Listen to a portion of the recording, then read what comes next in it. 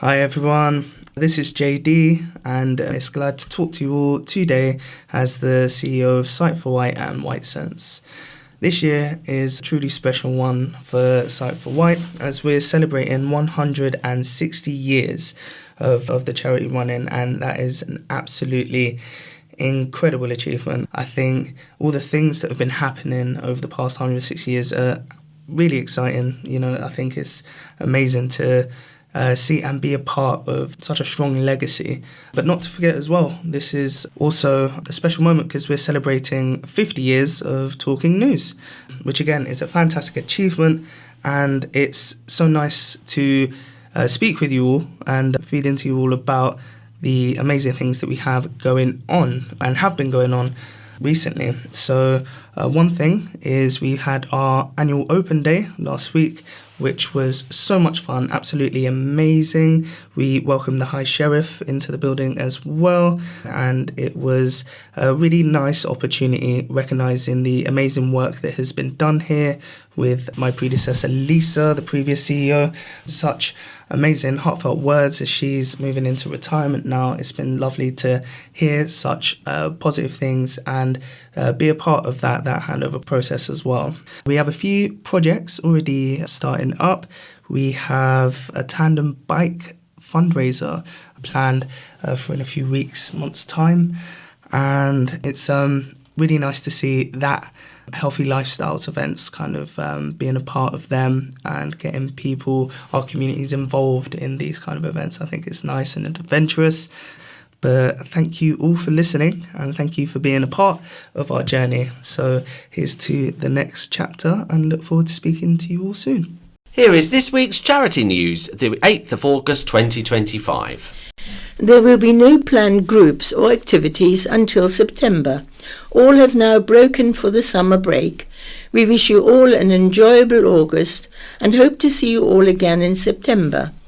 Activities and groups resume on Monday, the 1st of September. Our bookstall at Freshwater Tesco is a permanent stand and is raising funds for the charity. And once again, we would like to thank them for hosting our bookshelf. Our bookstall at the Wight Tesco's has now finished, and I'm delighted to announce that we raised £322.20, which is an excellent result for the 2-week period. We hope to repeat this in the near future. A date of diary, September the 10th, is our next Eye on Social, when we will be visiting Quor Abbey for a tour and to enjoy the gardens and cafe. We will be meeting at the Abbey at 1:30, ready for our tour. During September, we will be once again holding a sponsored cycle week with static cycles in Millbrook, along with members clocking up the miles on our popular tandem bikes. It is hoped that all members will take part and gain sponsorship money. Also, if family members would like to take part, please let Susan know in the office. Let us make this a great event. This is Michael reading an article from Ireland Echo. No end in sight for Belgrave Road closure as rockworks push to autumn. Ventnor's Belgrave Road will remain closed into the autumn as Island Roads and the Isle of Wight Council admit yet more delays in clearing and securing the crumbling cliff face.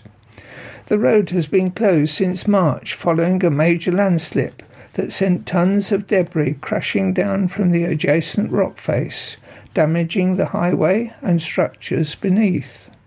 Now, despite initial hopes that the route could be reopened quickly, officials say the earliest work may begin is this autumn, meaning residents and business face at least 8 months of disruption. A specialist rope access assessment has found further instability in the cliffside, with Island Roads now recommending the installation of a rock netting system to prevent more rockfall. This will follow a lengthy process of design, approvals and contractor planning, and only then will physical work begin. The Isle of Wight Council and Island Roads maintain they are working at pace to finalise plans. Michelle Love, Service Director for Highways and Community Protection, has said, "We know the Ventnor community wants to see Belgrave Road open as soon as possible. We do too, and we can assure local residents and businesses that we are doing what we can, as quickly as we can, to get the job done." Joanne Saunders, Island Road Structures Manager, has said, "This is specialist work which must be done diligently and in accordance with professional advice. What may seem like a simple clearance is in fact a complex operation requiring specialist contractors, detailed sequencing, designed temporary and permanent works, and robust risk management. But residents are growing increasingly frustrated at the lack of visible progress, and now their ward councillor has publicly blasted the council and Island Roads for what he describes as nightmarish fever dream. Councillor Ed Blake, who represents the residents of Ventnor, has blasted the news stating, "The news coming from the Isle of Wight Council and Island Roads that there is yet another delay in the clearing of rock from Belgrave Road is painful for residents to hear. It will be around 8 months after the event before the earliest possibility of reopening is realised. The main reason seems to be for the lengthy process and hoops that must be jumped through before so much as a stone is lifted. This cannot be realistically justified to residents whose lives are being affected daily by the 3 seemingly permanent closures of Belgrave, Bath and South Grove roads. Bath Road works will not start until the conclusion of the pending court case between the owner of the land and the council to decide as to who owns the wall. This is scheduled for late September, into the 3rd year of the closure. And this might not be actually settled on that day, as it might just be to decide a later hearing date. South Grove Road needs the wall to be repaired in order to reopen the road. This wall has now been claimed by the Isle of Wight Council, and they have supposedly asked the local contractor to begin works weeks ago, but still no workmen in sight.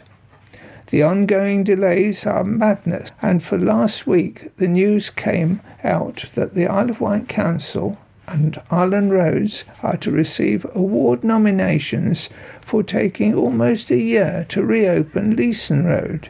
Is yet another chapter in the nightmarish fever dream we seem to be stuck in. Pedestrian access through the Belgrave Road work zone is being considered, but is dependent on safety assessments.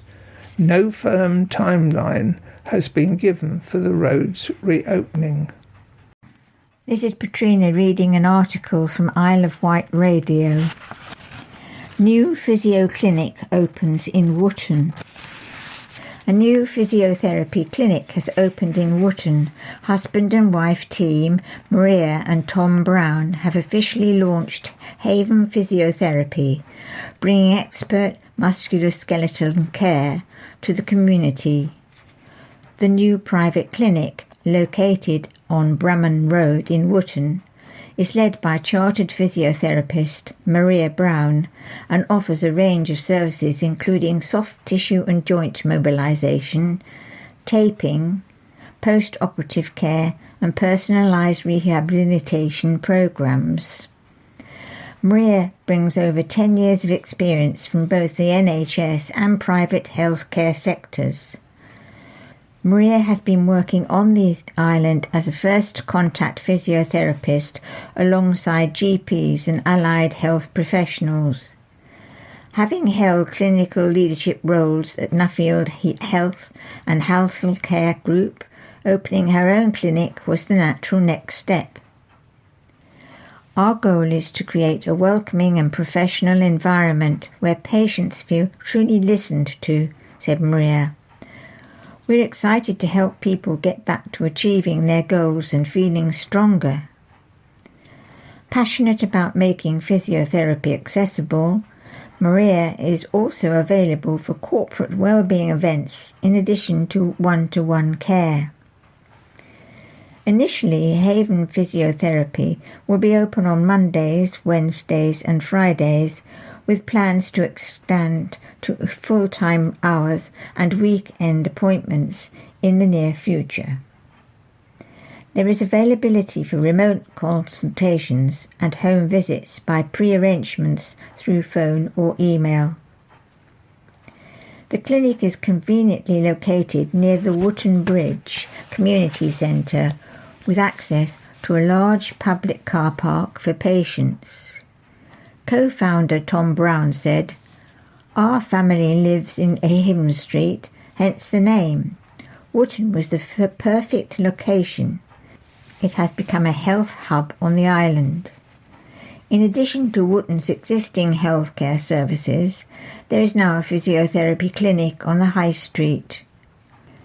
To book an appointment, visit havenphysio.co.uk or call 302 004 to speak with the team." New Chief Constable for Hampshire and Isle of Wight, from the Isle of Wight Radio, read by Lee. Hampshire and Isle of Wight's new Chief Constable takes up his position yesterday, Monday the 4th of August, with a commitment to deliver exceptional local policing. Alexis Boone joins the force from the Metropolitan Police, where he led commands in local policing, specialist crime and counter-terrorism.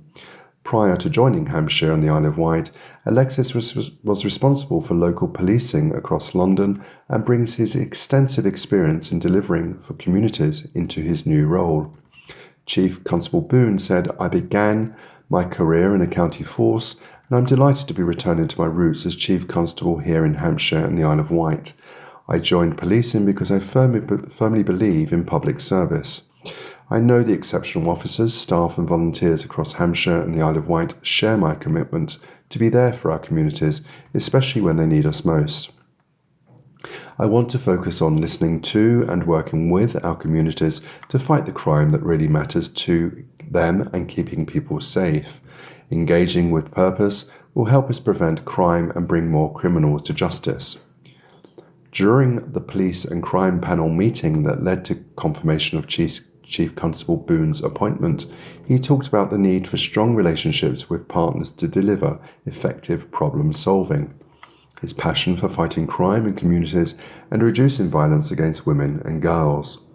He also recognised the force has been through significant change over the past 2 years and how in his role as Chief Constable he will continue to build on the strong performance which was highlighted in the recent HMICFRS PIL inspection, as well as delivering the Commissioner's Police and Crime Plan.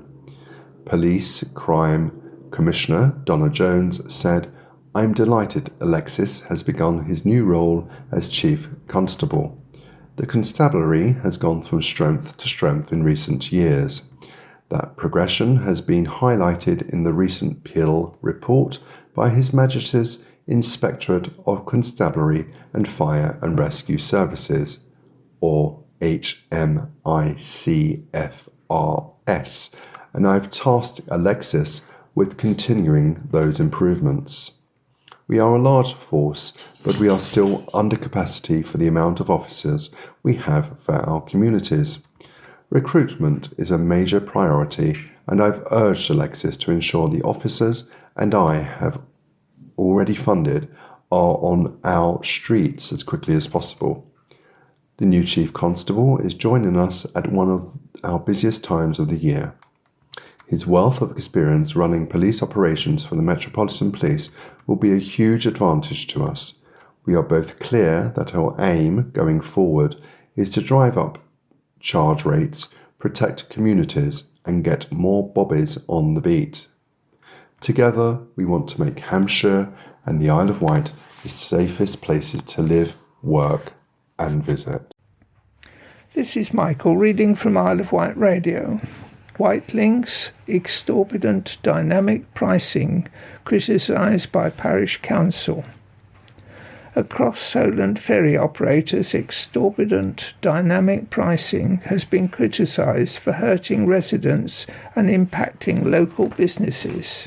Freshwater Parish Council, FPC, this week passed Councillor Warren Wight's motion requesting an update from Wightlink on the steps it is taking to end the pricing strategy and make the Yarmouth-Lymington crossing more affordable. Dynamic pricing involves quickly and often adjusting prices in response to demand, according to the government's Competition and Markets Authority. Wightlink has in response said it would be more than happy to meet with the FPC to discuss feedback from local residents. Parish councillors also agreed to write to Wightlink to raise concerns about the lack of advertising of its public meetings. Councillor Wight told members the company had not let FPC know of the Yarmouth community event it held in the spring. His motion says Freshwater Parish Council write to Wightlink to raise concerns about the lack of advertising of their public meetings and to request that Freshwater Parish Council is notified of future events. Wightlink is also requested to update the Parish Council on what steps it is taking to make the Yarmouth-Lymington crossing more affordable and end the exorbitant dynamic pricing that is hurting residents and impacting our local businesses, particularly tourism and those needing specialist materials or labour from the mainland. A Wightlink spokesperson said, "We haven't yet received any communication from FPC, but we are more than happy to meet with them to discuss feedback from local residents. We welcome engagement with the community and already work closely with many individuals, groups and organisations, including the Solent Transport User Group, STUG. Isle of Wight MPs and other partners such as NHS groups, the Isle of Wight Youth Trust and local education partners, and have made changes as a direct result of their feedback. We host Meet the Team events every 3 months across the island, and dates are always published on our website, sent out in our regular emails to island residents who are subscribed and promoted on our social media channels. Though these have been well attended, we appreciate the feedback and will do even more to promote these events in the future." STUG, STUG, a campaigning organisation that advocates for improved cross-Solent ferry services, said FPC has its full support. A spokesperson said FPC's first responsibility is to its parishioners, and clearly one of the greatest impacts on them is the frequency, reliability and cost of the ferry service. It is vital that Wightlink engage fully with the community they are serving to understand the challenges caused by their dislocation from the mainland. STUG has consistently opposed the practice of dynamic pricing on all our Lifeline ferry services and has led the way in campaigning against it. The island's charter, published in December 2024 and signed by the leader of the council and both our MPs, has also clearly opposed it. They went on to quote the charter. "The dynamic pricing models currently in place must be independently evaluated to determine whether there are discriminatory practices against island residents and businesses. If this is found, it should be addressed without price increases to standard fares." This is Petrina reading from the Island Echo. Shanklin Deputy Mayor resigns over Big Mead Pond crisis and rift with Mayor. a deputy mayor of Shanklin Town Council has resigned, citing inaction over Big Mead Pond's dangerously low water and suggesting a rift with the town's mayor. Councillor Adrian Whittaker's resignation letter on the 31st of July said that several important projects had either been significantly delayed or simply hadn't progressed in a timely manner. As a result, he said he could no longer effectively work with Mayor Sarah Sheath. However, Conservative Shanklin Town and County Councillor Chris Kirk said that the Deputy Mayor's resignation was a futile gesture. Councillor Whittaker, who will continue to serve as a town councillor, pointed in particular to the state of the Big Mead Pond. Supplies of emergency waters to top up the pond's level had been sought, which required funding from Shanklin Town Council. Adrian said, "We left it with the town mayor to authorise it because she can use delegated power, but nobody could get hold of her, and she didn't respond to any of the messages until Wednesday." She said she wasn't authorising the water, according to the Isle of Wight Council's email from 10 days ago. There was enough water in there. Councillor Whittaker said the email from County Hall had become factually wrong due to it being out of date.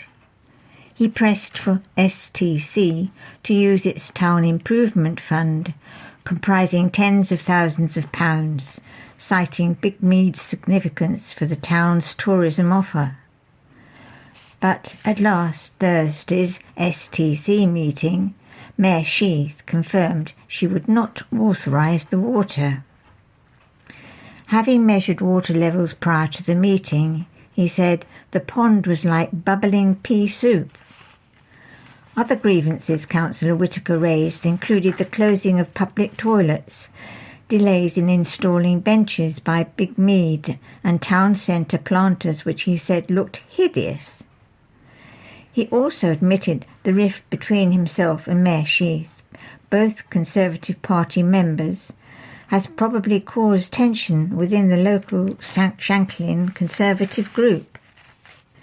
Former Shanklin Mayor Councillor Quirk, responding on behalf of STC, said, "Councillor Whittaker has resigned as Deputy Mayor, giving as his reason the fact that the Town Council is not spending possibly tens of thousands of pounds of local council taxpayers' money in his preferred solution to addressing what we all consider to be critically low levels of water in the historic Carp Pond." Although the Isle of Wight Council plays down its responsibility for Big Mead and the pond, the park and the pond are Isle of Wight Council's property, and whilst the Town Council has contributed financial support and organising volunteer working parties, the statutory obligations relating to the pond in terms of its historic significance, its support of biodiversity, and the health and safety impact of possible blue-green algae toxins sit clearly with the Isle of Wight Council. Whilst we have sympathy with overworked and underfunded council officers, the Isle of Wight Council must accept its responsibility to deliver on its statutory duties and fund the resources to fulfil them. Councillor Quirk said that while STC shares Councillor Whittaker's concerns regarding Big Mead, it believes the correct way forward is to work alongside County Hall. An Isle of Wight Council spokesman has said, "We would like to reassure residents that Big Mead Pond continues to be actively managed and monitored. A recent inspection confirmed that the fish remain healthy and the water level, while lower than usual due to the prolonged dry weather, is not currently at a critical level. Recent data shows that there has been no significant change in the water levels, as can be seen from the attached photographs. The pond has various depths, ranging from shallowing parts at approximately 400 millimetres in depth by the island, while at the back of the pond by the bridge, the water levels are considerably deeper. The pond is fed by a natural spring on the downs, which has been affected by the recent dry conditions. New works by Father Luke Bell and Maggie Sawkins to debut at Core Abbey from the Island Echo, read by Lee. Core Abbey will host a launch of 2 new books with readings scheduled for Friday, the 22nd of August at 17:30 hours. The event will bring together literature enthusiasts and members of the local community to celebrate the work of 2 acclaimed authors. The tranquil surroundings of Core Abbey provide an atmospheric backdrop for this special evening of readings and discussion. Father Luke Bell, OSB, will present Truth in Person, a thought-provoking book which explores a human longing for personal connection in an age increasingly dominated by technology. He argues that truth cannot be fully understood through analysts alone, but rather is found through the depth and richness of human relationships. This reflection on personhood offers a timely message in a world where digital communication often overshadows face-to-face encounters.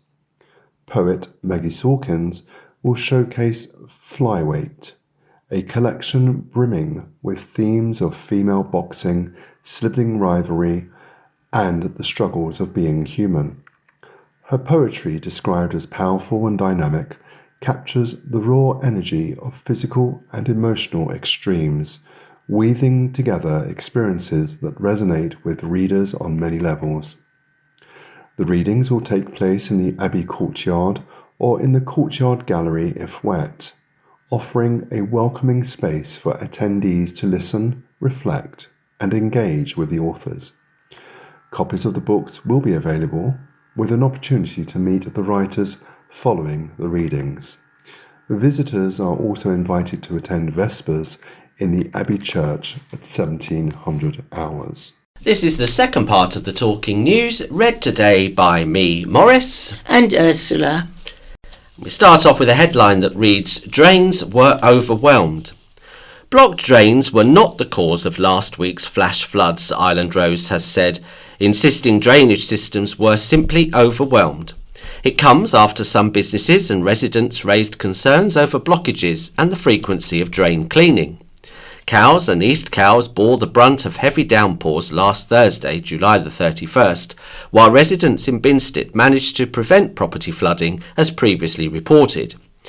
Businesses in Cowes High Street, including shops, cafes and charity Mountbatten's retail shop, were flooded internally and were left counting the cost. Maggie Dalker, manager of Cuba & Co., one of the shops affected, said she lost some stock and flooring and will have to fork for replacements and redecorating. She said the drains outside were fully blocked, adding that sandbags and a floodgate installed after last year's flooding proved futile. Island Roads said its workers carried out checks on drainage systems the following day, and they confirmed there were no blockages. Meanwhile, residents in Binstead questioned why no drain cleaning had occurred prior to last week's deluge and said they had not seen gully suckers in our area for months. A spokesperson said every gully on the island is thoroughly cleansed annually, and in areas where flooding issues are known, the frequency is increased to a monthly cleanse, or more if necessary during the winter months. A statement from the firm said, "We will always investigate reports of blocked drains and make sure they are cleared as a matter of priority. However, in severe weather events such as last Thursday night, there will unfortunately always be instances when the drainage systems do not have the capacity to cope." The statement added, "We have every sympathy with residents and businesses affected by last week's flash flooding, which occurred because the drainage systems were simply overwhelmed by the exceptionally heavy rainfall that fell in a very short space of time. This view is supported by the fact that floodwater subsided quickly once the rain had stopped. Subsequent checks of the systems during the clean-up on Friday morning have also confirmed there were no blockages. Bus for cancer patients to be withdrawn. A bus service that transports Isle of Wight cancer patients to and from mainland appointments will be withdrawn later this month. The Daisy bus, which provides a bus service for patients between the Red Funnel Terminal in Southampton and University Hospital Southampton, will be cut from Tuesday, August the 20th, due to the withdrawal of external funding. The removal of this service will affect patients from the island staying in mainland hotels and using the service to travel to and from the hospital, the NHS confirmed. A spokesman for the NHS said the Southampton Daisy bus, delivered by UHS in partnership with Wessex Cancer Support and funded by the states of Jersey, has provided vital transport for cancer patients from Jersey and some patients from the Isle of Wight travelling to UHS for cancer treatment. This service has provided valued support to many patients, but is not an NHS-funded service. We recognise the significance of this service to many patients and are working together to ensure those affected are aware of the travel options available. The Daisy bus service between the Isle of Wight and Queen Alexandra Hospital in Portsmouth will continue, a spokesperson for the NHS added. Tributes have been paid to a little girl who died on Sunday from what police described as severe injuries. Jayla 1 lost her life after suffering injuries in Newport on Friday. Paying tribute, her mum told the county press, "Mummy and Daddy and Nanny will always love you. Fly high, Princess." Police were called to Dairy Crest Drive following a report of a child being taken to hospital in a serious condition on Friday. Subsequent investigations led to the arrest of a 31-year-old man and a 27-year-old woman, both from Newport, on suspicion of causing grievous bodily harm with intent. They have since been released on conditional bail pending further inquiries until November the 1st. Inspector Ollie Greenhow, who is leading the police investigation, said this is understandably a troubling incident for the community. We want to reassure residents a dedicated team of officers is actively working to establish the full circumstances surrounding what happened. Anyone with relevant information is asked to contact the police directly on 101 or online, quoting 442503 44990. Counting the Cost of Floods by Oliver Dyer. Town centre businesses were left counting the cost after nightmare flash floods caused carnage just days before their busiest time of the year. Shops, cafes and a charity were among the worst affected when heavy downpours, estimated to have lasted around 15 minutes, submerged Cowes High Street last Thursday, July the 31st. A major clean-up operation got underway last Friday, with businesses scrambling to be ready in time for the start of Cowes Week. Debbie Taffarelli and Daisy Rondo, owners of Cafe The Food Hamper, had no choice but to close for the whole day for cleaning. Sandbags were not enough to prevent water coming in, and the cafe suffered some damage, but not as bad as last time. Flooding also hit businesses in April last year, leaving a trail of destruction. Charity Mountbatten was also affected, with the shop floor underwater. There's a lot of damage, and there are things we're going to need to repair, which will cost the organisation, head of retail Chris Papagoju told the county press. He said a call out for help was issued on the night, and many volunteers turned up to offer their support. We are really loved as an organisation, and Fran, who is manageress in Cowes, is incredibly supported by volunteers, he said. Owners of the Café Marzex, Valerie and John Marzek, spent the following morning cleaning and disinfecting the floor. We struggle all winter and we rely on this Cowes Week trade, Valerie said. Valerie said a member of staff saw what looked like silt covering the cafe floor through the window on the night of the floods. It was also pretty bad for shop, true to style of Cowes. Haley True, owner, said a team was working until 10:30 p.m. "It was a bit of a nightmare, and we could have done with some sandbags," she said. "If it had lasted longer, it could have been worse." And Maggie Delker, manager of Cooper & Co., said she lost some stock and flooring and will have to fork out for replacements. "The drains outside were fully blocked," she said, adding that no one from the Isle of Wight County Council has been in touch. Other businesses, including the Compass Bar and the Harbour Kitchen, were also hit. Elsewhere in the town, people were forced to wade through water, and Langley Road and Victoria Road was also badly affected. Meanwhile, in East Cowes, there was significant flooding on Adelaide Road and Clarence Road. And in Binstead, residents with brooms, pumps and their own flood defences helped to stop flooding becoming even worse around Arnold Road and Sandpath. Cyclist was reportedly pushed. A man was arrested after a cyclist in her 60s was reportedly pushed off a sea wall in Sandown. Hampshire and Isle of Wight Constabulary said it was called to reports of an assault on Culver Parade at 3:10. A woman in her 60s was taken to hospital for treatment. Police confirmed they received a report of a cyclist being pushed off her bike and going over a seawall. A 38-year-old man from Ryde was arrested on suspicion of causing grievous bodily harm with intent. Hampshire and Isle of Wight Air Ambulance touched down on the busy beach at 3:30. Paramedics from the Isle of Wight Ambulance Service were also at the scene, and the man has been bailed until November the 5th. Charity celebrates 160th year in style with a big party, by Alex Cooper. An Isle of Wight charity celebrated its 160th year with a large gathering for its volunteers last week. Sight for Wight, an independent island charity established in 1865, hosted a party on Wednesday, July the 30th. Volunteers celebrated the milestone with cake and entertainment at the charity site on Carisbrooke Road in Newport. The event also marked the departure of CEO Lisa Holyhead and welcomed the new CEO J.D. Wight. A spokesperson for the charity said, "It was an opportunity for members, volunteers, friends and supporters to come together to celebrate 160 years of the charity." Maurice Kachuk joined us and entertained everyone, so thank you to him for giving us his time.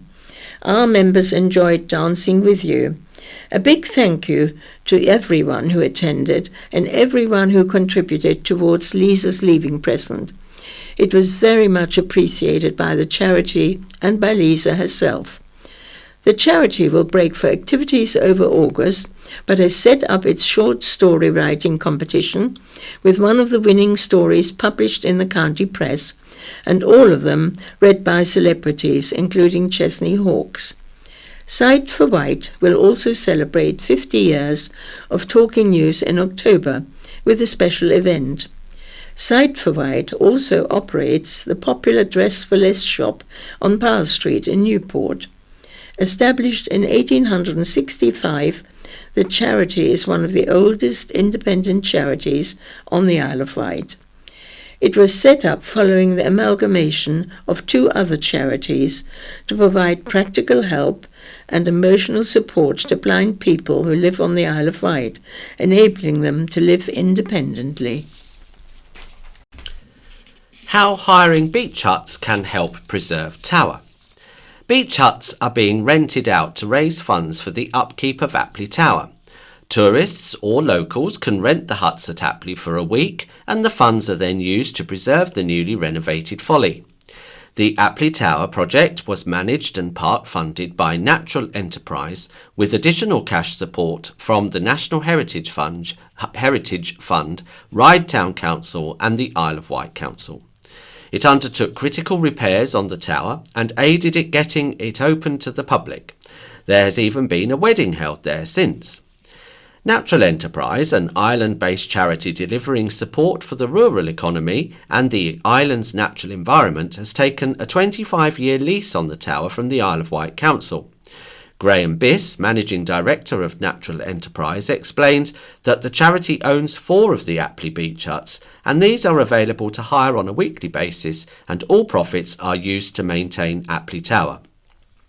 For further information and bookings for the beach huts, contact info@naturalenterprise.co.uk or call 01983 296 244. Entry to Apley Tower is free with donations welcome. Holidaymaker in chance Euro Millions lottery win, Oliver Dyer. A holidaymaker has scooped £1 million on the Euro Millions after his ticket bought on the island turned out to be a winner. In May, Stephen Bennett from East London was visiting his mum and dad who moved to the island around 40 years ago. The 72-year-old was helping with his mum's shopping and decided it was a good time to buy a ticket. He said if there was a queue he would not have bothered, but by chance luck was on his side that day. Stephen, a widower and a retired worker in the recycling industry, said he had forgotten about the ticket and found it in his back pocket on the Monday. I checked it with my phone and I thought it said I had won 10k. He said, I turned my phone off and on and cleaned my glasses as I couldn't believe it and wanted to double check. But this time it said I had won £1 million. At that point it was very much a case of Gordon Bennett for Stephen Bennett, and I promptly had a sit down and a whiskey to calm down. When Stephen told his daughter Sally and sons John and Tom, they were shocked, over the moon and in disbelief. Stephen said the win is for his whole family, adding, I'm in the process of buying a flat in Essex, but I want to also get a place on the Isle of Wight. It's a special place for all of us, and with a nice house on the island, not far from the beach, we can make some really special memories all together. I'm also going to help out my daughter and 2 sons by helping to secure their properties, as much as for the grandkids as for them. Since his win, Stephen and his family have been back on the island for a photo shoot on the beach at Apley. While there, he told his 7 grandkids, whose reactions was priceless. I will never forget the shock on their faces. Once they have taken it in, I can only imagine my shopping list from them. Stephen won through the Euro Millions Millionaire Maker and was one of 10 people to become a millionaire on May the 2nd. A parish council has withdrawn its objection to a seaside bar's premises licence after councillors visited the site and changed their mind. At the end of a packed Bembridge Parish Council meeting at the village last Friday, councillors agreed to remove their concerns with White Knuckle Brewery's licensing application for The Point off Embankment Road in Bembridge. BPC made the move in light of measures agreed between the applicant and the Hampshire and Isle of Wight Constabulary. These would form part of a licensing grant and relate to issues including staff training, CCTV monitoring, preventing underage drinking and prohibiting drinks being served in glass vessels. Offering local food and drink, wellness and water activities, The Point is a collaboration between island businesses which aims to restore and revitalise a site previously home to a community of travellers. Parish councillors had previously raised concerns over public safety, crime and antisocial behaviour. White Knuckle agreed to reduce the bar's opening hours. Serving alcohol and soft drinks, the bar is to be located between the Silver Sands car park and beach. The application states, we have permission from the landowner John Smith, who owns the entire premises, including the beach, up to the high tide lines.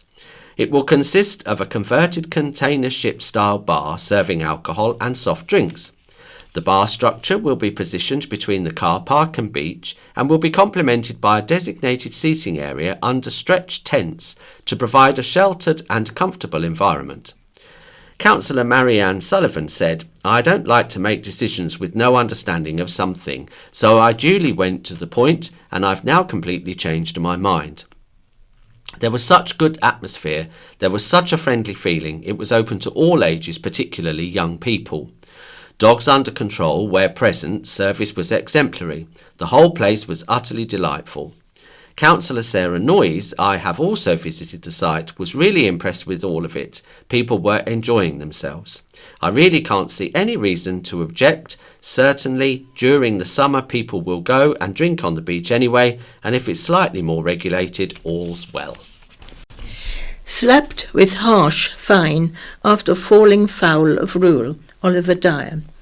A Newport woman is warning disabled badge holders to be wary of no-loading curb markings after she was slapped with a harsh fine by the council. Heidi Chiverton, 45, was taking her frail neighbour, who has suffered 3 strokes in the past, to Boots in the town centre on May the 15th. She parked her Mini Cooper on the high street outside Cherry Godfrey with her neighbour's blue badge on display. A car was in the parking bay, so Heidi stopped just in front of double yellows, something blue badge holders are permitted to do. She helped her neighbour into Boots before returning to her car 4 minutes later.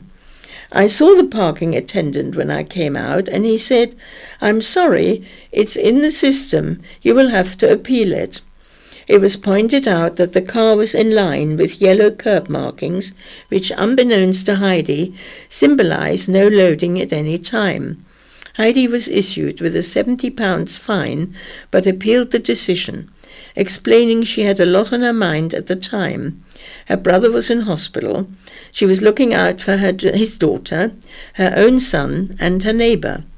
"I'm not my neighbour's carer. I do it because I believe in love and kindness," she said. In response to Heidi, the council said that while it appreciated she was assisting a neighbour, all drivers are required to comply with parking regulations. The letter said there was also a sign stating no loading at any time adjacent to where the vehicle was parked, adding that it is the driver's responsibility to check signage and markings. As a gesture of goodwill, the council said it would still accept the discounted charge of £35, provided payment is received within 14 days. Heidi, who has fibromyalgia and hypermobility syndrome, said she was pretty disgusted. The council upheld the fine. "I explained I'm a single mum, unable to work because of my disability, and it was just 4 minutes," she said.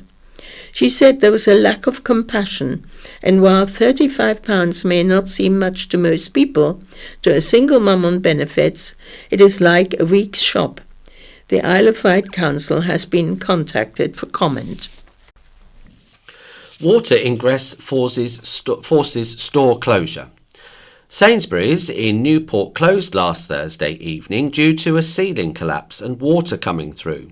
Eyewitnesses reported flooding in the fruit and vegetable aisle of the supermarket, and Sarah Lawton took a video as she left the shop, which can be seen at countypress.co.uk. The shop was temporarily closed, with staff directing traffic away from the car park. A customer said water came through the ceiling, which then started falling down. They said massive sheets of metal, shop then evacuated, really nasty. A Sainsbury's spokesperson said they were repairing a small amount of damage caused by heavy rain and apologised for any inconvenience. The shop opened the following day. PS sacked for colleague relationship. A police officer who served on the island has been sacked over an inappropriate relationship with a junior colleague. PS Mark Allen's behaviour amounted to gross misconduct, a hearing in Eastleigh found, leading to his immediate dismissal. Mr. Allen permitted an exploitative emotional relationship with a junior colleague, referred to as Miss A, creating a potential conflict of interest. This took place in Portsmouth, where he last served between January 2023 and May last year. In May 2024, Mr. Allen sought to develop an improper relationship with Miss A for sexual gain, both on and off duty. The hearing heard that the officer failed to disclose the relationship, despite the power imbalance, violating the force policy. The panel ruled that the allegations were proven and that amounted to gross misconduct, breaching the standards of professional behaviour. Mr. Allen has been placed on the barred list for a minimum of 5 years. For Hampshire and Isle of Wight Constabulary, Acting Detective Chief Constable Robert France said, "This behaviour is completely unacceptable and deeply concerning. No one should be subjected to this treatment, especially in the workplace. I want to applaud the bravery shown by the female officer and her colleagues who supported her after she confided in them." An inquest has been opened and adjourned into the death of an Ireland-born motorcyclist who died in a crash last month. David Rann, 58, of Priory Walk, Knighton, died from his injuries following a collision involving a Ford Kuga and Kawasaki motorcycle on Biddlesford Road, Wootton, on July the 28th. As previously reported, at around 3:15 that day, emergency service teams were alerted to a serious collision. Mr. Rann, a school cleaner, was carrying a pillion passenger believed to be his wife, aged 53. She was taken to hospital with life-changing injuries. Police, paramedics and firefighters were all called to the incident, and paramedics recorded Mr. Rann died at 3:32 at the scene. Mr. Rann was born in Newport on the Isle of Wight on November the 14th in 1966. A post-mortem was held on Friday, August the 1st, and concluded he died of multiple injuries. Floating bridge income rockets during Horsebridge Hill works, by Oliver Dyer. The Isle of Wight Council made an extra £50,000 on the floating bridge during disruptive works on Horsebridge Hill, the county press can reveal. With traffic unable to head towards Cowes via the road, many drivers turned to the chain ferry, boosting its year-on-year revenue by 45%. An extra 10,950 vehicles travelled on the Cowes to East Cowes vessel during the road closure, a 33% increase when compared to the previous year. The number of foot passengers using the service also went up by 16%. Figures obtained from a Freedom of Information request looked at the period between May the 12th, the date work started, to July the 5th, when the road reopened, in both directions, excluding the temporary reopening for the Isle of Wight Festival. Horsebridge Hill was shut one way to allow for junction improvement works when new houses are being built. While Captiva Homes was responsible for the works as developer, the Isle of Wight Council greenlit them at the planning stage and then worked with a company to manage the project and keep residents informed. The works led to months of disruption, with drivers travelling from Newport to Cowes left with no choice but to go via lengthy diversion routes or to queue for the council-operated floating bridge. It seems many chose the latter. During that period, the floating bridge made £158,803 from vehicles and foot passengers, up from £109,559 the previous year, and £1,007,327 in the year 2023. A total of 43,929 vehicles used the chain ferry, compared with 32,976 the year previous. Foot passenger numbers increased to 57,633 from 49,713 in 2024. The Isle of Wight Council said the income from vehicles and foot passenger tolls reflects increased usage of the service during this period. A spokesperson said, "This income is not profit, but contributes to the ongoing operational and maintenance costs of the floating bridge."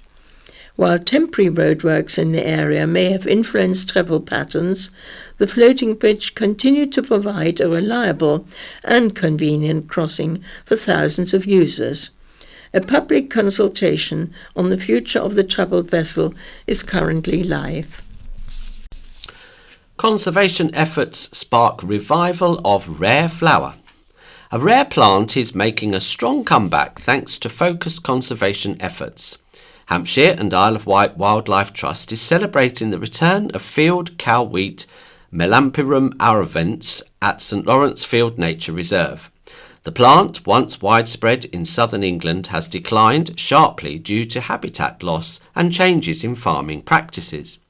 Now found at just 4 UK sites, St Lawrence Field is the only location where the species is believed to have survived without reintroduction.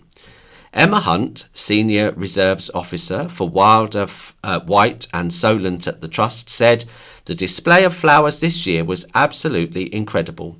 It's so great to see the field cow wheat in such abundance here." Field cow wheat thriving at this scale is hugely encouraging. This tiny but mighty reserve is proving how even the smallest spaces can have big impacts for biodiversity when managed sensitively. St Lawrence Field Nature Reserve was designated a site of special scientific interest in 1993 to protect its population of the plant. Verity Foster, Reserve Officer, said, "This species is clinging on at just a handful of sites in the UK, and to witness such a strong recovery here fills me with hope." Planning for 21-bed HMO gets dropped, Rufus Pickles. Plans to convert a former care home into a 21-bed house in multiple occupation have been withdrawn following mounting criticism. Joubert Properties' application to convert the former Ward House nursing home on Ventnor's Alpine Road has faced a raft of objections from the public and Ventnor Town Council. NHS Hampshire and Isle of Wight also said it would object unless a £6,320 developer contribution was made for increasing primary care infrastructure. Grounds of objections brought forward by opponents include the need for family homes, a lack of local employment and social support for the HMO's residents, fire risks, inadequate parking provision, and the potential for poor waste management. Other concerns include noise, crime, and antisocial behaviour, traffic congestion, and highway safety, the condition of the building, safety, a lack of local infrastructure, and excessive number of future tenants. The HMO having little or no outside space and it being out of character and harmful to the Ventnor Conservation Area. A spokesperson for Ventnor Town Council said the application appeared to be speculative and not a suitable fit for the town. The proposal is overdevelopment. Ventnor does need affordable housing for families, but it does not need this kind of accommodation, the council said. The developer's agent, Andrew Wight Planning Consultancy, previously said, "The proposal involves the conversion of the property into 21 bedrooms, taking advantage of the opportunity to optimize the use of this underutilized, redundant building, previously used as a large care home and constituting brownfield land.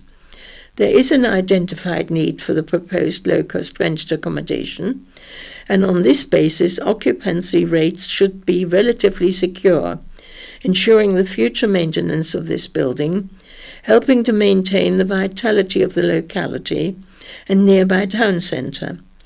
This proposal would make an important and vital contribution to supporting the Council's strategies aimed at tackling island residents' housing needs, as well as rough sleeping and homelessness.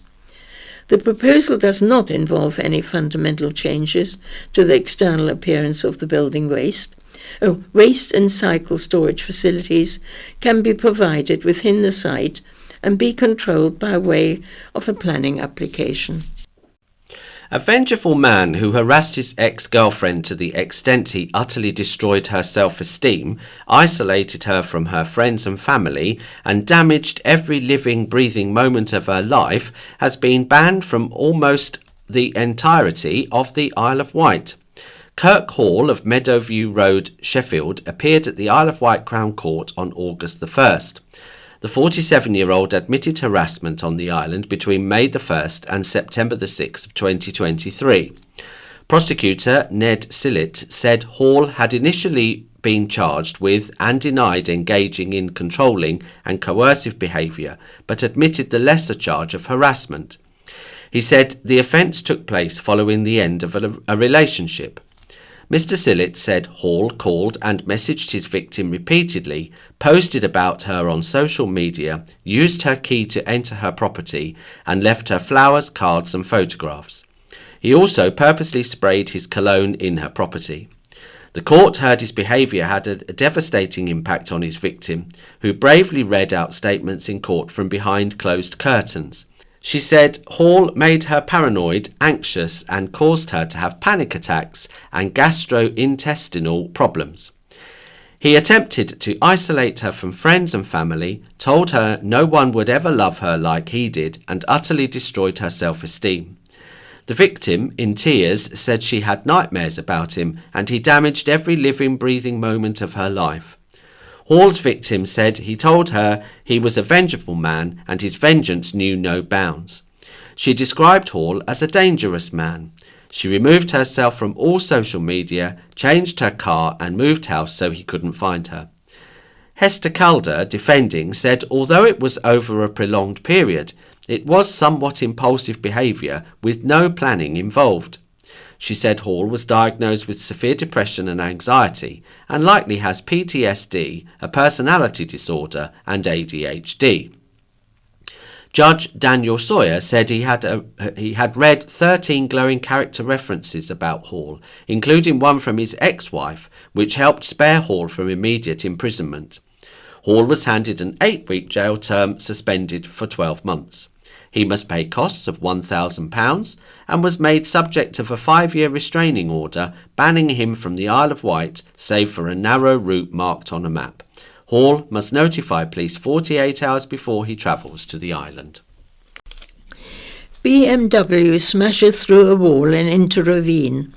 A man sustained minor injuries after a car smashed through a wall and into a ravine last Thursday night. Police officers were called at 11:24 p.m. to reports of a crashed BMW in Old Church Lane, Shanklin, opposite St. Blasius Church and Big Mead Pond. The force spoke with the driver, a man in his 20s, who reported minor injuries. No arrests were made. Hampshire and Isle of Wight Constabulary confirmed. The vehicle was left at the scene and was recovered the next evening by Bartlett's. White fibre customers in the area reported an internet outage due to the street cabinet being damaged in the crash. It was 60 years ago this week that the Isle of Wight's hovercraft service was first in operation.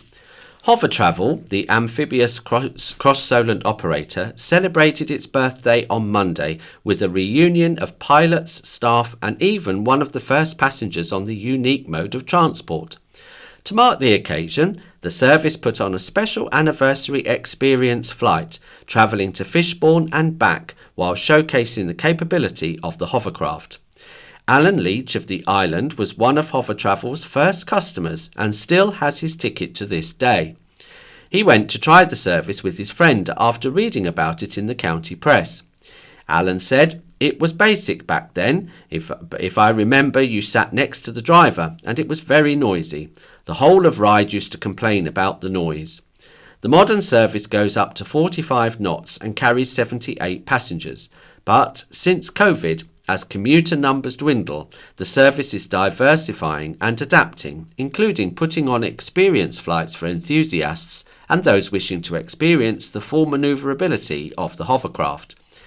Steve Atchell, head of operations at the company, said, "Hovercraft are unique. They draw attention from all over the world for the right reasons. With the hovercraft, no beach is out of reach." Steve, who worked as a teenager as a cabin boy at Hover Travel before joining the Merchant Navy, has spent his career working all around the world with several stints at the cross-Solent operator. He spoke about the conditions that make Ryde to Southsea a perfect location for a hovercraft service, and that hovercrafts capture the imagination beyond practicality. He said, "To be successful with the hovercraft service, you need reasonable passenger numbers. Portsmouth is a big city, and the island is a tourist hub. It's the amphibious bit that wins it. If hovercrafts were built in Victorian times, we probably wouldn't have Ryde Pier." It also shouldn't be underestimated the novelty value of the hovercraft. Just go from A to B is great, but it's becoming an attraction in its own right, and you could do that all over the world. And now we're moving on to Wight memories and nostalgia. Days gone by, the county press has been bringing the news to islanders since 1884. We've delved into the archives to find out what was happening in days gone by. 125 years ago in August 1900. Horrendous rain and gales brought chaos to the bank holiday, labelled Blank Holiday, and caused extensive damage to cornfields and orchards. The population on the island at a recent census amounted to 78,672, showing an increase of 5,039 persons since 1881. In an article on distinguished donkeys in a popular monthly, the writer gave particular praise to 23-year-old Ned, the Carisbrooke Castle donkey. He said, "Every one who has watched him set to work to tread the wheel, that great wheel which draws up water from the well, knows how sagaciously he carries out his task." 100 years ago, in August 1925, it said Princess Beatrice lent her garden at Carisbrooke Castle for an open-air performance of A Midsummer Night's Dream in aid of local charities. Around the Cowes Week venues, it was noted that press photographers were more numerous than ever, as they vied for the best exclusive pictures. Also, police had to be drafted in from other parts of the island to help with extra congestion. 75 years ago, in August 1950, the latest housing return from the Ministry of Health showed that 1,074 new houses had been built on the island since the war. After the victim toll of infantile paralysis on island rose to 28, an infectious disease specialist recommended that all swimming pools should be closed and children's weekend cinema matinees stopped until the epidemic was stopped. 4 cottages in the High Street Oakfield Ryde were gutted by fire, making 7 adults and 8 children homeless.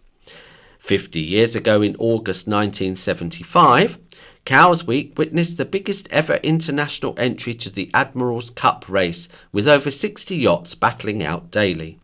A clergyman from Kent had a lucky escape when his yacht became wedged between the Needles rocks. Admiral's Cup was a draw for top racers. David Wight. Cowes Wight has always been a highlight of the Isle of Wight's calendar, but alongside the spectacle of the yacht races, there is an equally hectic social side of receptions, parties, prize givings, and varied entertainments.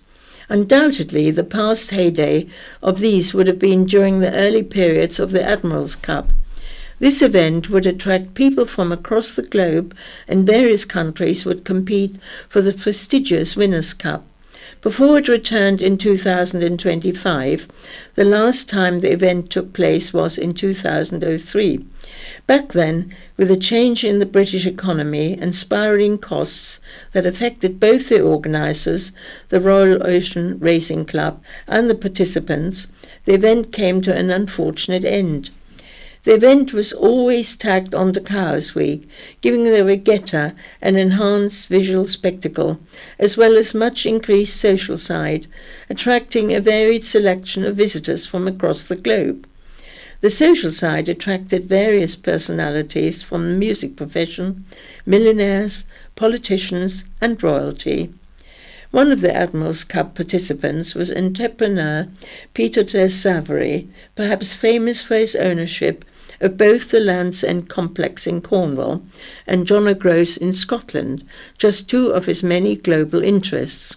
His yacht, Victory, took part in the Admiral's Cup races, later going on to challenge unsuccessfully for the America's Cup.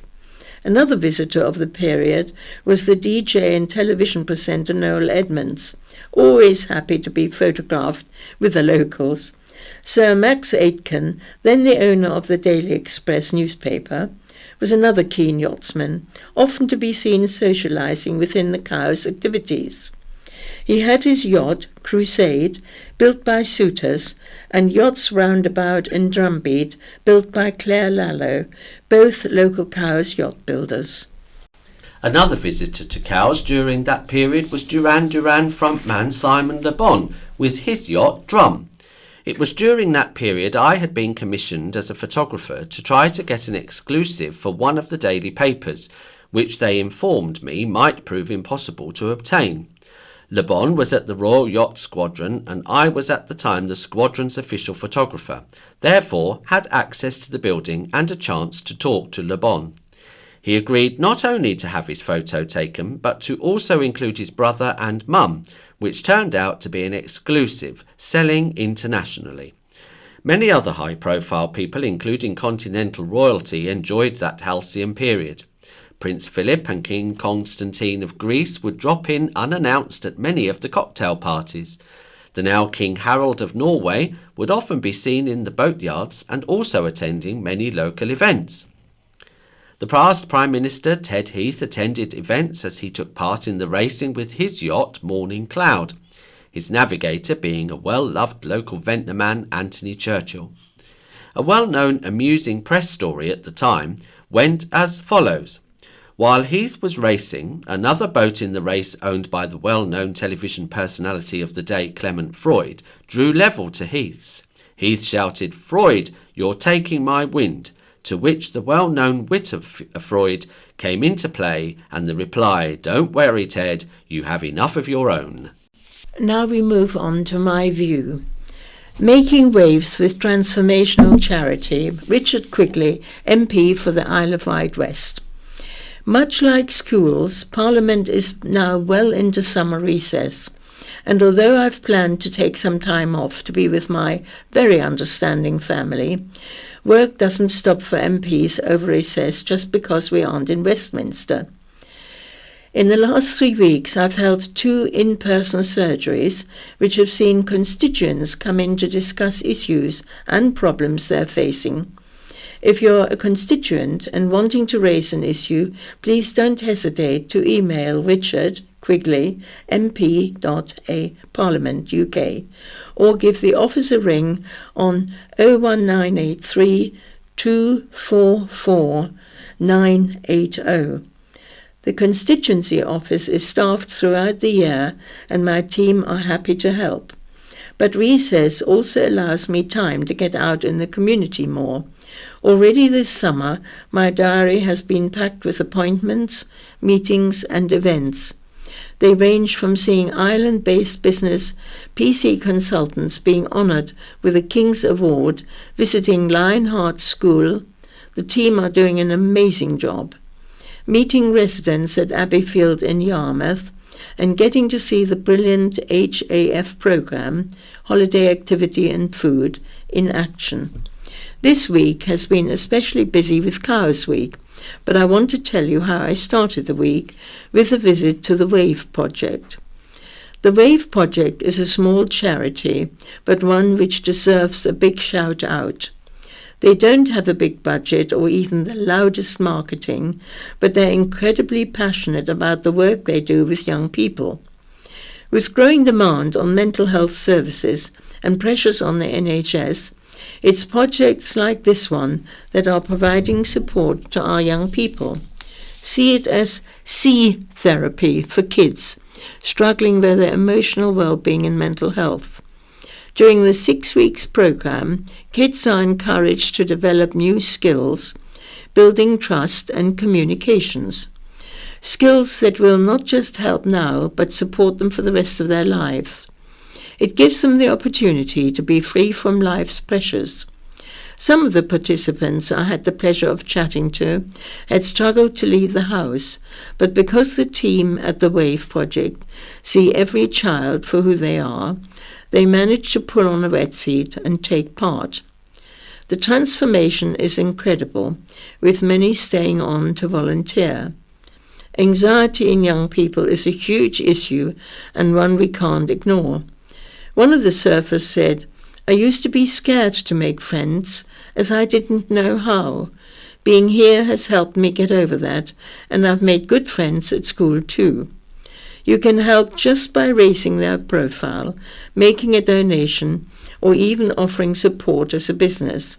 So why not have a look at their brilliant work via www.waveproject.co.uk. Columnist Tim Devlin writes, 2 weeks ago, Cowes was packed with people of all nationalities crowding into the restaurants and pubs, the bars and the sailing clubs. Next morning, the Solent was crowded with vessels of many sizes as the centenary Rolex Fastnet race started. This week, the clubs and bars have been busy again with Cowes Week, the 199th regatta. Entries are slightly down this year. As the Fastnet race ends in Cherbourg, many boats are not back yet from the continent. The expense of Cowes Week to the crews is also a factor in play. And perhaps as we approach the bicentenary of the regatta, it's time for a rethink. To make the event as relevant and fun as we can for the next 100 years, factors militating against the current format are not only the expense, renting a house for the crew in Cowes now costs thousands for the week, but also the time requirement. Cowes Week really harks back to an age when there were fewer leisure opportunities, much less availability of foreign holidays, and people being in more secure employment. COVID kick-started the introduction of remote working for many office jobs. It's noticeable how much less busy the mainland ferries are with commuters on Mondays and Fridays, as employees now take these days to work from home. So instead of taking a whole week out of your leave allowance, it seems you can now work part of a week with a couple of good excuses. If we had a 4-day regatta for the Black Group bigger boats, starting on Saturday, participants could work from home on Monday and take 1 day off on Tuesday. Then if we have a 4-day Wight Group, small boats, regatta starting on Thursday, their sailors too can take 1 day paid leave, work from home on Friday and sail over the weekend. The smaller boats are largely local, so don't need Sunday to relocate to home ports. This would have 2 big advantages: a free day on Wednesday to spend in the town, boosting the local economy and greater availability of younger sailors who can fit the event into their modern working practices. Think what fun we could have in Cowes on Wednesday, a great day for aerial displays and so on. A parade of sail would also be great for spectators. The other factor would be the reduction in costs for participants. Instead of paying the very expensive rate for a week, around £1,000 for most Black Group boats, a 4-day regatta is going to come in at a rate competitive with Dartmouth and other events. When you consider that boats competing in Cowes Week usually divide the costs between the crew, reducing the costs of racing, food and accommodation is going to be a big factor in the number of entries. We forget this at our peril. Like most things in life, times change. Habits and expectations change, and generally, if providers of events don't change with them, the event dies out as a participation declines. So maybe it's time for a rethink. And now we move on to what's on the Isle of Wight. Take That tribute act to perform. A tribute act to one of the UK's biggest bands is heading to the Isle of Wight. The Take That Experience will perform at Shanklin Theatre on September the 19th, bringing their greatest hits tour to fans. The group has spent more than 10 years touring as a tribute to Take That, who are currently celebrating over 3 decades at the top of the charts. Their show features hit songs from across Take That career, including Pray Relight My Fire, Patience, Shine, Rule the World, and These Days. Nigel Martin Smith, the man who formed Take That, described them as the closest thing to Take That. The tribute act aims to recreate the magic of a live Take That concert with authentic costumes, vocals and choreography. The show also includes a tribute to Robbie Williams, performing hits such as Angels, Rock DJ and Candy. And then throughout August at the Shankling Theatre, every Thursday until the 9th of October at 8:15, there is Beyond the West End. Saturday the 9th of August at 7:30, there's a show called Michael, which is Michael starring Ben. Sunday the 10th of August at 7:30, there is Carpenter's Gold. Tuesdays the 12th and 19th of August at 7:30, there is a show called We Will Rock You. Friday the 15th of August at 7:30, there is Taylor Mania, and the new brochure for Summer 25 is out now. And lastly, Ghostly Tale, Blithe Spirit hitting stage. Noel Cowart's Ghostly Tale, Blithe Spirit is coming to Shanklin Theatre. Bembridge Little Theatre Club is following their sell-out production of The Vicar of Dibley in May, and hot on its heels is this summer's production.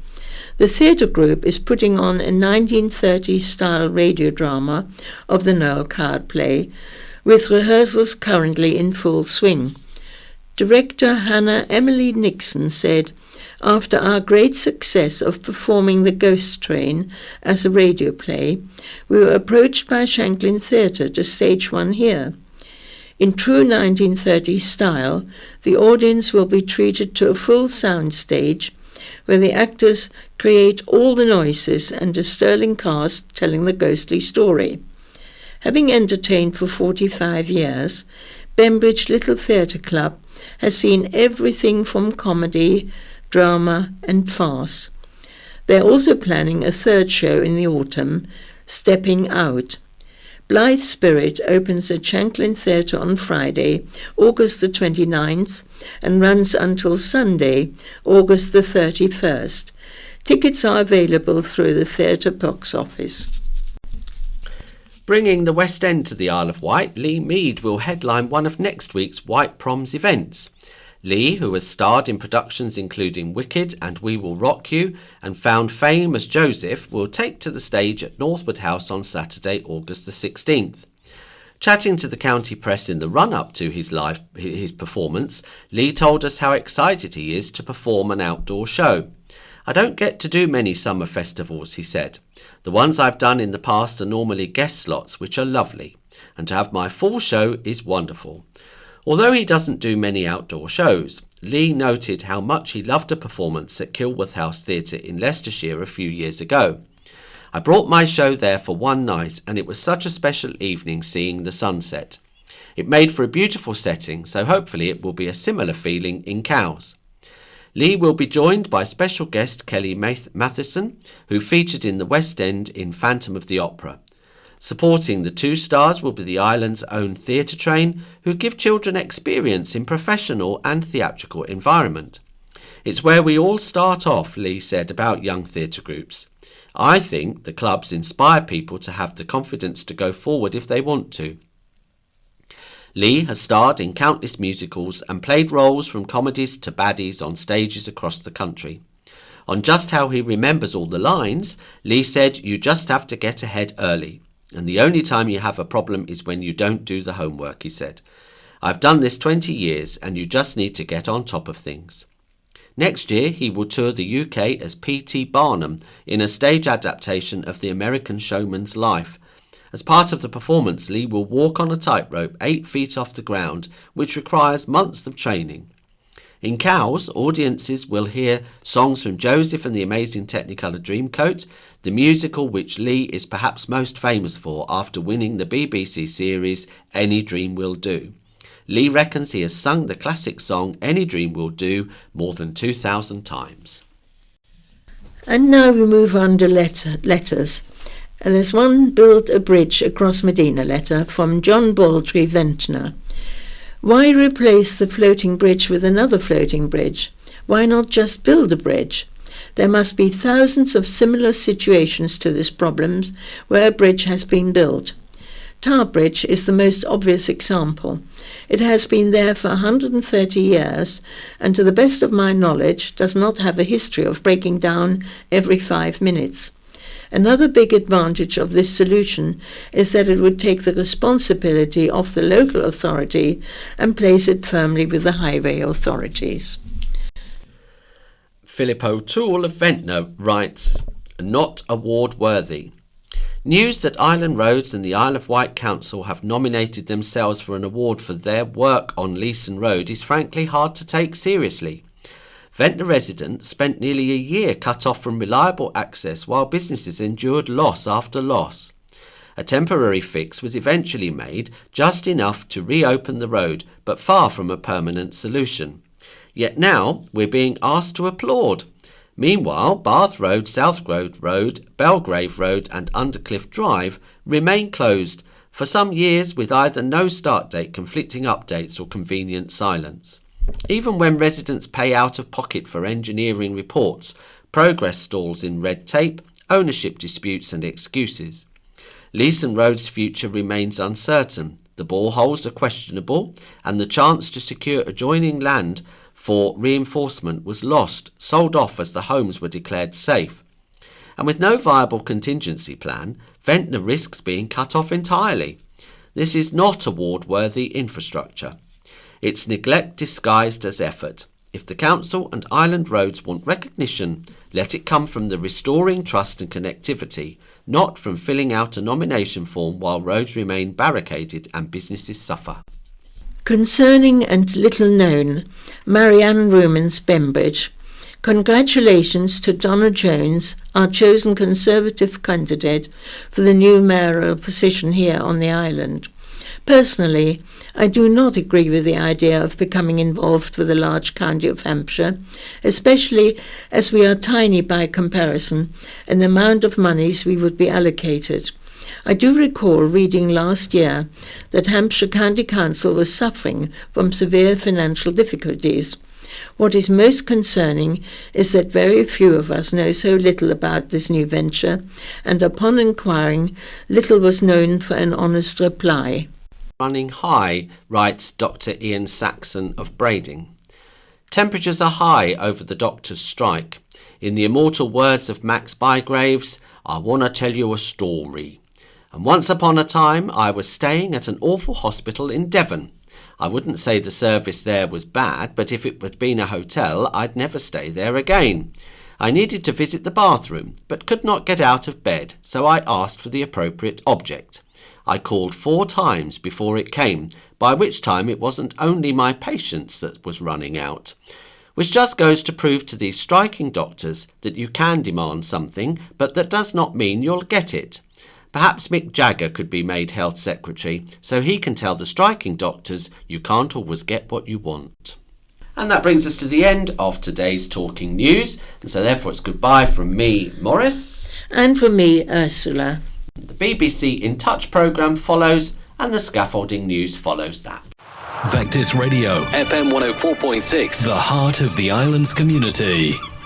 I'm with JD, the new CEO of Sight for Wight. Congratulations, JD. Thank you very much, Calvin. Nice to kind of enjoy my second day with a nice party. We're celebrating 160 years this year and saying farewell to Lisa, who has been the CEO for 5 years and a part of the Sight for Wight team for 7.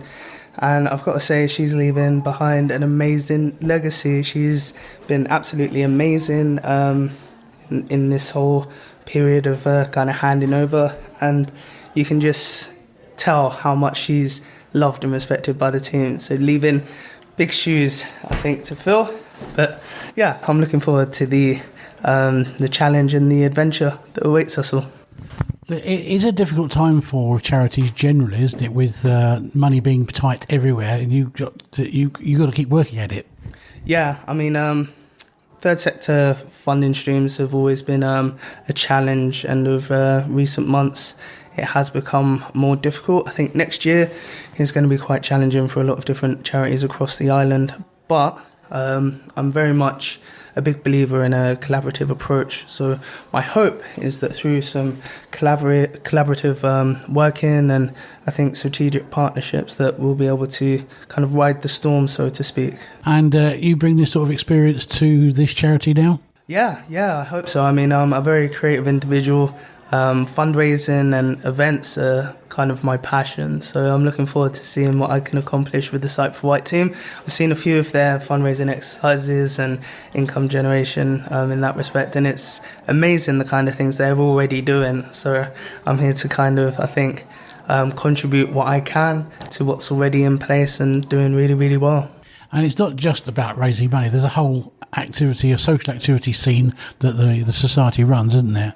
Yeah, absolutely. So at Sight for Wight, they have various different groups that are focused on reducing social isolation, mental well-being, physical, practical support as well. So there's a range of different groups from walking and hiking groups to swimming groups, and they do golfing groups as well. There's so much. I'm still kind of learning how much really there is to offer. I think it's very unsung, like a lot of the work that's happening in the community, especially for the visually impaired and hearing impaired communities. So I think my dream is to make it more accessible and open to the wider communities and really kind of sing the praises of just this amazing charity. And is it mostly volunteers who do all this work? Yeah, we have over 800 volunteers and members that are affiliated with Sight for Wight and Wight Sense, and I think it's an amazing achievement to have that many people already passionate about the work that you're doing and looking for ways to improve provision for themselves, but also organisationally. I think it's amazing to work with just a real vibrant grouping of people from all walks of life. It's inspiring as well, hearing firsthand challenges that they're going through and seeing what I can ultimately I can do for them. Good, and you're really looking forward to it, I can tell. Yeah, I'm very excited. It's an amazing charity, and just on the Isle of Wight, I find it's a small island, you know. So I think we can accomplish a lot together for the island's sake, for everyone. I think we can all work harder to make a better life for each other. And I think Sight for Wight's a good place to do that. Well, thanks very much for your time. We'll let you get back to was it sort of a farewell and welcome party and a birthday party in one? Yeah, just a celebration of Sight for Wight, which I think is very much well deserved. Thank you very much, JD. BBC Sounds, music, radio, podcasts. Hello. Back in April, the Supreme Court decided that a woman is defined by biological sex under equalities law. The effect of this decision would be that sex-based protection under the law would only be available to people who were born female. Well, this is being interpreted as meaning that those who have gender reassignment certificates but were not born female would lose legal protection on the basis of gender in single-sex safe spaces. Well, campaigners against the previous legal position welcome this decision, but we've heard from Natalie, a blind trans woman who feels that one aspect of this controversy which has been largely overlooked is the effect of such a decision on disabled people, and in particular in her case as a blind woman. It's not our intention here to rerun the whole debate on which this court case was based. That's been done and continues to be done in other more appropriate spaces. But to hear Natalie's story and what she feels could be the effect on her and other blind people's safety and the ability to take part fully in public life on an equal and safe basis. Natalie, welcome. First of all, just explain your situation in terms both of your sight and your gender assignment. I've been totally blind for pretty much all my life. That's relatively straightforward. My gender identity, so I identify as female, as a woman. My pronouns are she and her. I have known this to be the case for a very long time, since I was a child, but I've only really come out and been living properly in my assigned gender for about 2.5, 3 years. So just to be clear about this, you were born male. At what point did you come to believe that, as far as you were concerned, you were a girl? So right from a very early age, really. So the concept of being born as one thing is an interesting point, because I guess I was assigned male. And when you are assigned your sex at birth, that's done by a doctor having a quick look at what's going on with your body and making a decision. In 97 or 8% of cases, they'll be correct, but that doesn't really make allowance for kind of who people are. And the moment your sex is declared, a sort of social gendering process starts. So if you are a boy, you have blue things, because currently that's what we think is a thing for boys. And you are supposed to like, I don't know, running around or whatever. And there are just many more subtle ways. Adverts for boys' toys are angry, loud, fast, hectic. And that sort of feeds in, I guess, to a child's kind of socialized gender, if you like. I was uncomfortable with that from a very young age. I remember being uncomfortable with certain elements of my body. Certainly through primary school, there were certain things I felt, but I never knew the words. I was at school during a piece of legislation called Section 28 of the Local Government Act, and that prohibited the teaching of anything other than heterosexual relationships in schools.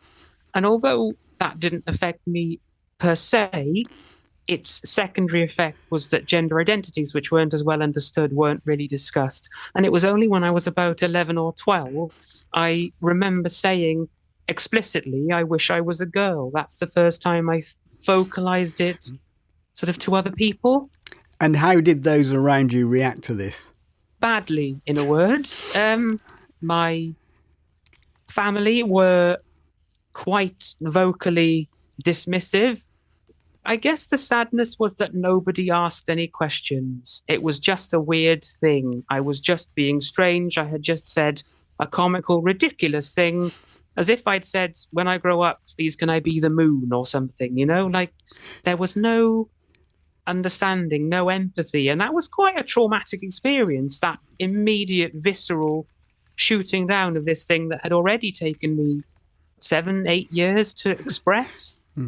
And can I get you to say a little bit about the relationship between that and the fact that you were blind? You know, were there practical difficulties for you in understanding what was happening and what to do about it? There were practical difficulties all the way through. A lot of the anti-trans propaganda would have us believe that society makes people trans, and that young people now are coming out as trans because the media is full of liberal trans positive ideology. But actually, as I said, I was at school during Section 28, so I wasn't allowed to learn anything about alternate sexual orientations or gender identities at school. My family shut conversations down brutally and finally, so I wasn't able to get any advice and support at home. As a blind child, I wasn't able to sort of find information by sort of sneakily picking up leaflets at doctor's surgeries or at events or whatever. I couldn't see any sort of gender positive role models. The only media I had access to easily was the mainstream media, telling me that essentially how I felt was synonymous with naughty men who did mean things to children in toilets, which is categorically untrue in all senses. I did have access to the internet, but even then I was frightened of searching. I wasn't taught the words to look for to understand myself.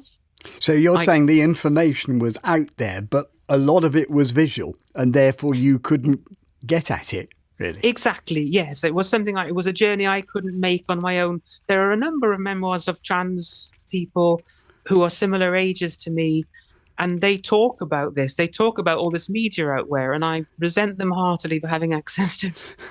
Right. So people like David Bowie, for example, how he dressed, how he presented himself, this was out there, but it wasn't, you just had the music, basically. Absolutely, yeah. And the music is splendid, but David Bowie is kind of a queer icon.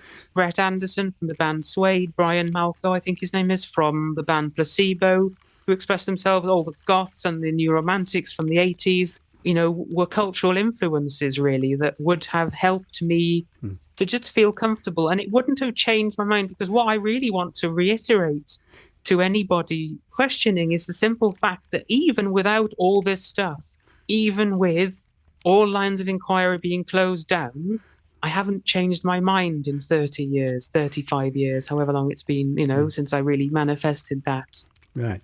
So what is it that you say will be the effect of this change in the law on your life from a purely personal point of view? I think there are three things that I'm worried about. One is what it allows people to do. Technically speaking, the laws haven't changed insofar as there has been a clarification to the Equality Act, but the Equality Act itself hasn't changed.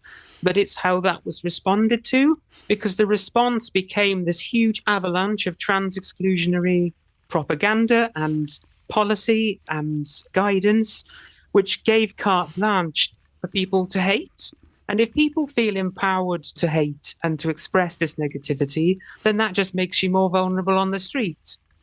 The second effect is the exclusionary impact of these changing policies, this guidance which claims that it is now apparently clear and easy who should go where in terms of public spaces. That isn't the case. The way that I am at the moment, the way that I look, the way I present myself, the way my body is changing based on the elements of medical transition I'm choosing to undergo, makes me fairly evidently female to all intents and purposes, and indeed a woman to all intents and purposes. So you're talking about the clothes that you wear, the way you present yourself? Yeah, the way that I present myself, my clothes, my hair, certain changes resulting to sort of the hormones I'm taking as part of my transition. It's pretty obvious who I am. And so that means that if I were to go into men's spaces, I guess if we take this to the toilets, though, will someone please think of the toilets? If I'm lucky, I would be awkwardly ignored, but I'm most likely to be told you're in the wrong loos, love. And then what? Do I say, oh no, I'm trans? There's at least 5 different pieces of legislation that protect my right to privacy as a trans person. And so coming out to a random man in the toilets is really not quite what I had in mind.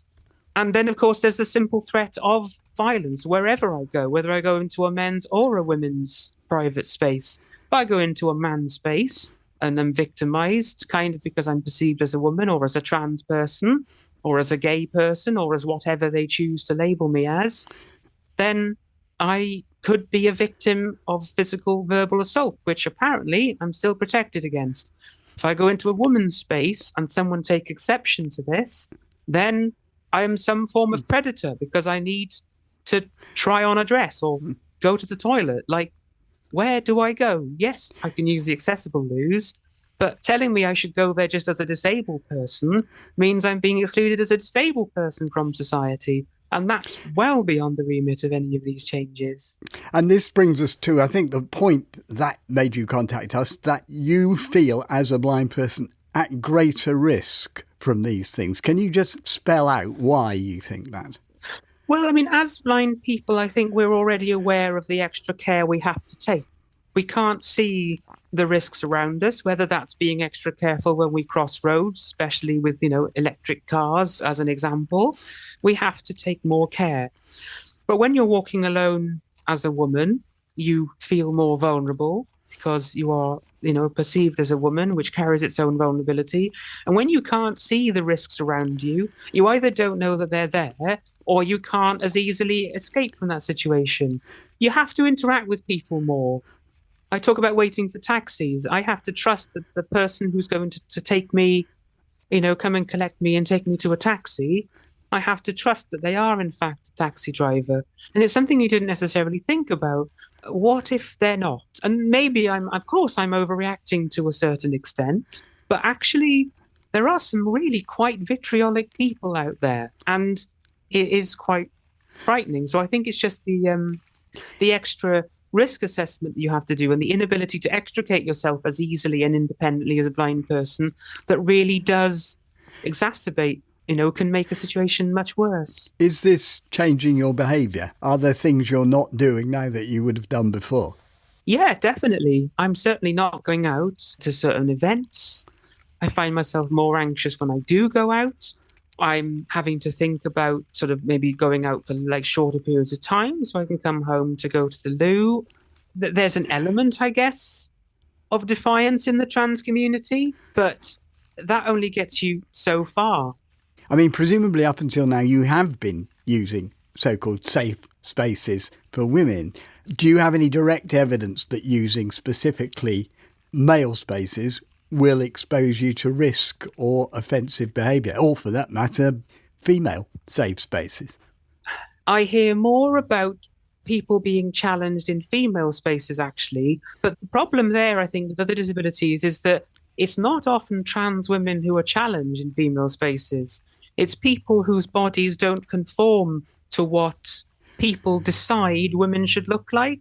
So people who are sort of presenting as kind of more sort of from a butch lesbian subculture, just people who have larger frames, taller bodies, most of whom, nearly all of them, are cis women. So women who, were assigned female at birth and are still identifying as women. So it's the fact that this is just affecting women anyway. Like, this isn't saving anyone. I don't, to be fair, have direct experience at the moment. Is that because you're avoiding... Because I'm avoiding spaces. And also the times before this ruling, I have never had a problem. No one ever challenged me. I never felt challenged. I never felt unsafe. I never encountered anyone being a predator. There are many stories, however, of trans women from some time ago, and maybe in the US more, being horrifically treated because they went into male spaces and identified as trans. Won't blind and partially sighted women be justified in arguing that they were under the same increased risk for the same kinds of reasons that you've explained, i.e. their increased vulnerability because of their lack of sight, if people born as biologically male continue to use female safe spaces? I think I would ask them for the evidence of that. So there is one case that is held up as a high-profile example of a trans woman who, before she transitioned, I believe it was, committed some sexual assaults. Now, there is no justification for that. There is no sense that that is a good or a right thing. But what I would say is, in the wake of the Lucy Letby court case, are we saying that no women should be nurses? We're not, because that would be evidently absurd. So why are we saying that all trans women are predators because one person who was reprehensible and is punished as a result did a bad thing? And there is absolutely categorically no evidence of trans women representing any harm. If anything, I think the statistics of trans women experiencing abuse are slightly higher than among cis women, although it's not a competition, it's not a good thing. I think that you too didn't want to rerun the debate on this programme about who should use what facilities and about, what has happened in the law. But what is it you really want people to understand about your situation that you feel they don't at the moment? And that includes the fact that you're blind. What I want people to understand is that transness might seem new, but it isn't. And that there are evidences of gender crossing, gender fluid, gender challenging communities all throughout history, and that there have been disabled people all throughout history. And both of those histories are hidden and are becoming more evident now as history is explored in different ways. And I want to talk about the commonalities in experience. So as a trans person, I have to answer questions, invasive questions about surgeries or medical treatments or about legal points, or about bureaucratic points, or about philosophical points. I'm supposed to be an expert in all of these things. And as blind people, we'll be aware of that sense of having to be experts in our conditions because there is a huge lack of knowledge in society. And I think it's about that sort of commonality of experience. I just want people to understand that trans people are people, and the obsession with trans women, for example, rather than trans men and intersex people is what makes this divisive and how it just loses the humanity. There are people behind this legislation. There are people whose lives, hundreds of thousands of us, whose lives are being changed, whose rights are being eroded.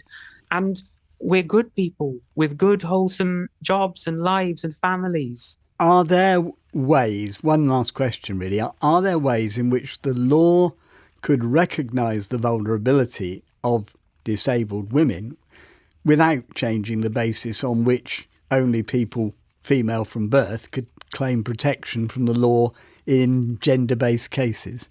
Really, the way that would happen is an amendment to the Equality Act, which made it clear that, for the purposes of equalities legislation, transgender people, and we need to bear in mind that there's men and women here because trans men who are assigned female at birth and are now living as men, they look like men. And so if they're compelled into female spaces, there's an argument that because they literally look like men walking into female spaces, they give more credibility to the ability of predatory cis men to pretend to be trans men and have to enter these spaces. So my first thought is to say that from the legislative point of view, this argument isn't about legislation as much as it's about anti-trans propaganda. But if the Equality Act was amended to say that sex includes those people who have transitioned to live in an acquired gender, then that's all it would need to say. And people need to stop with the hate. That would make a difference too. Natalie, thank you very much indeed. And that's it for today. Do let us have your reactions to anything that you've heard there. You can email in touch at bbc.co.uk or leave voice messages for us on 0161 836 1338. From me, Peter Wight, and producer Beth Hemmings, goodbye. Scaffolding and Skips News the week commencing the 8th of August 2025. Newport area. 1 to 8 Malthouse Court, Nationwide Building Society, St James's Square.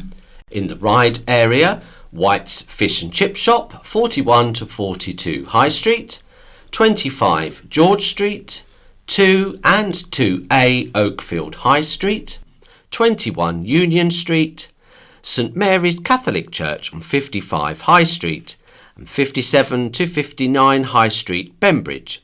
And in the Ryde area, Skips, 2 Melville Street, 27 Daniel Street, The Lodge, which is at 1 Ferry Road in Seaview, and 26 Quarry Road. In the Cowes area, Cameo of Cows, 16 Bath Road. In the Cowes area, Skips, 14 Arctic Road, 17 Albert Street, 58 Grange Road, East Cowes, 12 Albany Road, East Cowes. In the Sandown area, the viewing platform on Venue Road, Slipway, Cafe Arona on 2 High Street and 4 High Street. And in the Brading area, Dragon's Rest, High Street. Rutland area, Skips, 5 Heathland Villas in Colwell Road. And the Yarmouth area, Bank House.